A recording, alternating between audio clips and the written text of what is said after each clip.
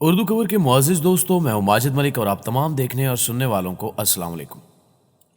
ناظرین گرامی، آج دنیا بھر میں ایک ایسا طبقہ پیدا ہو چکا ہے جو کھلم کھلا اللہ کے نظام کو چیلنج کر رہا ہے، اور اس طبقے سے تعلق رکھنے والے مرد اپنے مرد ہونے پر اور عورتیں اپنے عورت ہونے پر نالاں ہیں، اور سائنس کی ترقی ان کے ناپاک عزائم کی تکمیل میں سہولت کار بن چکی ہے۔ آج تبدیلی جنس دنیا میں ایک فیشن بن چکا ہے، اور دنیا بھر میں اس فیشن کے گرویدہ لوگ مرد سے عورت اور عورت سے مرد بننے کے ذریعے اپنی نامراد جنسی تسکین میں مبتلا ہیں، اور ہر آنے والے دن کے ساتھ قدرت سے ٹکراؤ کا یہ غلط جذبہ بڑھتا ہی چلا جا رہا ہے۔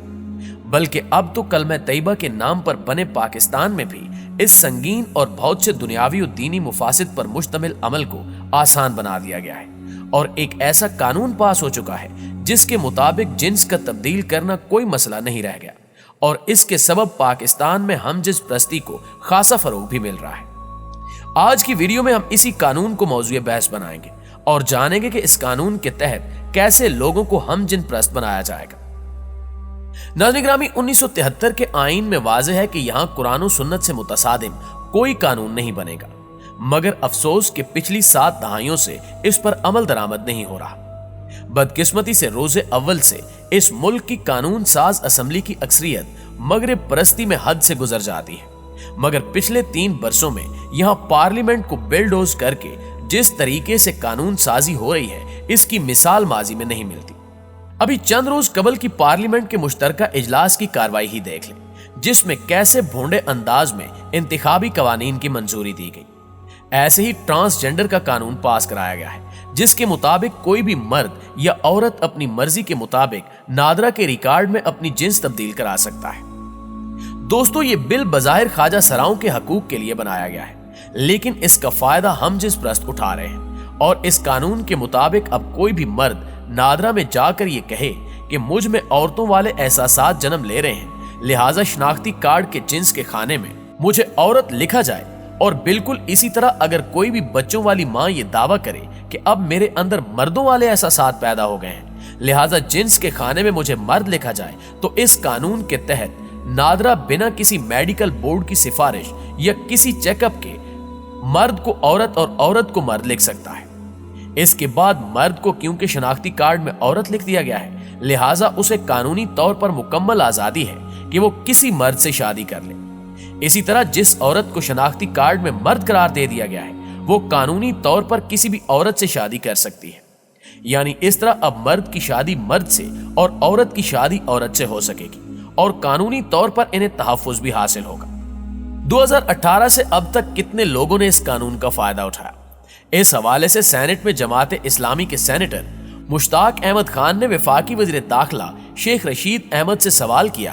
کہ جولائی 2018 سے جون 2021 تک نادرا کو جنس تبدیلی سرٹیفکیٹ کے اجرا کے لیے ملنے والی درخواستوں کی کل تعداد بتائی جائے، اور ساتھ یہ بھی بتایا جائے کہ درخواست دینے والوں کی موجودہ جنس کیا تھی اور وہ اسے تبدیل کر کر کیا لکھوانا چاہتے تھے۔ جس پر وزارت داخلہ نے جواب جمع کرواتے ہوئے بتایا کہ ہمارے اعداد و شمار کے مطابق گزشتہ 3 سالوں میں نادرا کو جنس تبدیلی کی 28,723 درخواستیں موصول ہوئی، جن پر عمل درآمد کیا گیا، اور ان میں سب سے زیادہ 16,530 درخواستیں جنس مرد سے عورت تبدیل کرنے اور 15,154 درخواستیں خاتون سے مرد میں تبدیل کرنے کی تھی۔ اس ساری صورتحال میں اچھی بات یہ ہے کہ ہمارے علماء حق اس بات پر متفق ہیں کہ کسی مرد یا عورت کا اپنی جنس کو بذریعہ آپریشن تبدیل کر دینا ناجائز عمل ہے، اور یہ اللہ تعالیٰ کی خلقت اور بناوٹ کو بدلنا، فطرت سے بغاوت، مذموم اور شیطانی حرکت کا ارتکاب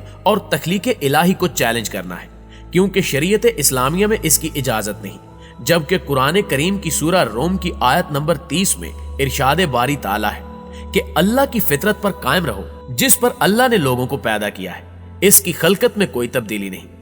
اس کے علاوہ حدیث پاک میں ہے کہ اللہ پاک نے خلقت میں تبدیلی کرنے والی عورتوں پر لعنت فرمائی ہے، لہٰذا جب عورتوں کا مردوں کے ساتھ یا مردوں کا عورتوں کے ساتھ مشابہت کرنا ناجائز اور ممنوع ہے، تو جنس کو تبدیل کرنا بدرجہ اولا ناجائز اور حرام ہے، اور یقیناً ایسے ناجائز اقدامات کی اجازت انسانوں میں حیوانیت اور درندگی کا دروازہ کھول دے گی۔ یہ بات واضح ہے کہ تبدیلی جنس کسی مرض کا علاج، ضرورت، داخلی دباؤ یا طبی میلان نہیں، बल्कि फितरत इलाही से हटकर दूसरे रास्ते से अपनी जिनसी ख्वाहिश पूरा करने का एक नया ढोंग है, जिसका इर्तिकाब करना सरासर गुमराही और हद से तजावुज है। और पता नहीं जिन्स को तब्दील करवाने वाला शख्स न जाने कितने जराइम का इर्तिकाब करता है और महज अपनी जिनसी तस्कीन की खातिर कितने अहकाम खुदाबंदी को तोड़ता है। बेशक तब्दीली जिन्स तख्लीक इलाही को बदलना है, जिसको शैतानी जिंदगी अल्लाह ताला और रसूलुल्लाह सल्लल्लाहु अलैहि वसल्लम की तरफ से लानत और दुनिया और आखिरत में खसारे से ताबीर किया गया है। प्यारे साथियों, यही वो वजूहात हैं जिनकी बिना पर आम मुसलमान मजहबी तंजीमात और सियासी जमातें जिनसी तब्दीली के मुल्की कानून को हम जिन्स प्रस्ती की हौसला अफजाई का बायस करार दे रहे हैं। और क्यों ना हो, भारत समेत कई ममालिक में जिनसी तब्दीली इतना आसान काम नहीं जितना कलमा तैयबा के नाम पर इस्लाम के किले पाकिस्तान में बना दिया गया है।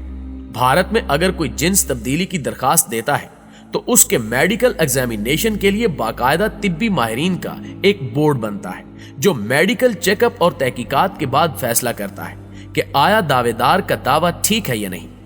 लेकिन पाकिस्तान जैसे इस्लामी मुल्क में इसकी कोई कैद नहीं और ये चोर दरवाजा सोचे समझे मंसूबे के तहत हम जिस प्रस्तों के लिए छोड़ा गया है।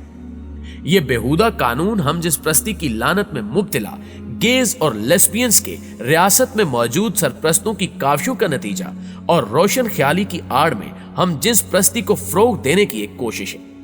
ये सब कुछ कलमा तैयबा के नाम पर बनने वाले हमारे पाकिस्तान में हो रहा है, मगर रियासत मदीना के दावेदार इसके तर्जुमान बने बैठे हैं। इस कानून को मुल्क के नामवर दानिश्वर, मुहक्किक और मारूफ स्कॉलर और यह मकबूल जान ने भी अदालत में चैलेंज कर रखा है, जिसकी समाअत दिसंबर में होगी।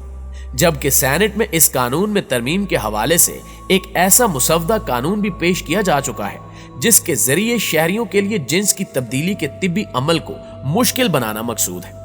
क्योंकि यह मुतालबा हर जी शऊर मुसलमान का है कि किसी भी शहरी को जिन्स की तब्दीली की इजाजत देने के लिए इलाकाई तिब्बी बोर्ड कायम किया जाना चाहिए और फिर 100% शवाहिद पर माहिरीन की राय और फैसले की बुनियाद पर नादरा जिन्स की तब्दीली पर अमल करें।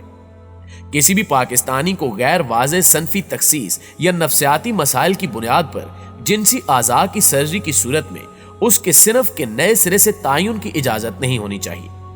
लेकिन हक तो यह बनता है कि इस कानून में तरमीम नहीं बल्कि इसे सिरे से ही खत्म हो जाना चाहिए, क्योंकि पाकिस्तान में किसी ऐसे कानून की इजाजत नहीं दी जा सकती जो कुरान और सुन्नत से मुतसादिम हो। इस काम के लिए तमाम मुहब्बे वतन सियासी और मजहबी जमातों को मुत्तहद होना होगा और पार्लियामेंट के अंदर ही नहीं बल्कि पार्लियामेंट के बाहर भी इसके खिलाफ जदोजहद जरूरी है, क्योंकि यह कानून किसी खास एजेंडे का नुक्ता आगाज मालूम होता है, बल्कि इसको कानून कहना ही कानून की तौहीन है, क्योंकि इसका मकसद मुआशरे में बेरा रवी और बेहयाई के फरोग के लिए हम जिस प्रस्ती का लाइसेंस देना है। पाकिस्तान के इस्लाम पसंद अवाम को दीन से दूर करने और रियासत को सेकुलर बनाने के लिए इसी किस्म के मंसूबे बनाए गए हैं ताकि मुसलमानाने पाकिस्तान के दिलों से दीन की मोहब्बत निकल जाए और बातिल कुव्वतों को यहां खुलकर खेलने का मौका मिले।